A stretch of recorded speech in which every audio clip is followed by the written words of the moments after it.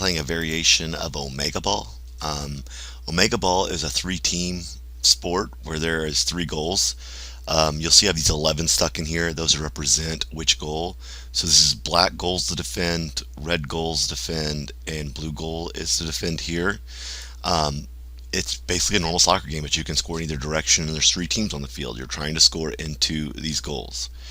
Um, if a ball goes out the side, the field will be somewhat circular. Could be more like oval. It's not an exact science when I go out there and lay it out.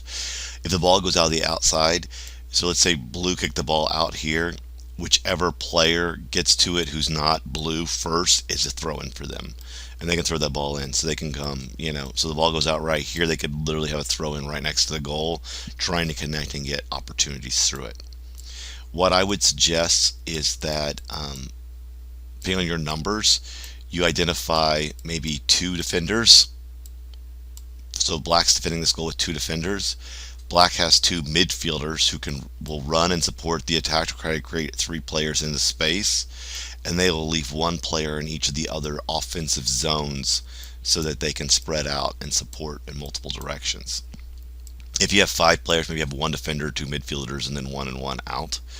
But the goal here is that you are having the field awareness to see where is the field. Like if the ball gets kind of stuck down here for a long period of time, and everyone's kind of in this space, maybe black realizes there's this opening here and makes the pass, and they try to connect here before people can make that transition game to go against red's goal. So they're trying to get them to have field awareness, switch that field, play in multiple directions, support the attack, and utilize mobility, right? That third person who's not involved in the play. So in this case, the third person here isn't directly involved as this play, but they're recognizing the space, and so they become an option for the space to get into the zone over here.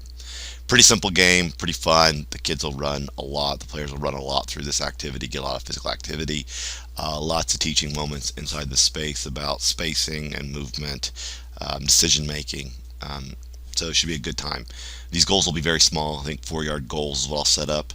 So looking for them to mostly pass that ball through it, not to kick it through in the air. However, there'll be inclination of some teams to want to they'll try to drop in and just defend the goal, get them to stay out of that goal, and instead put pressure on the players that are nearby, so that there is good support and good pressure happening all the time.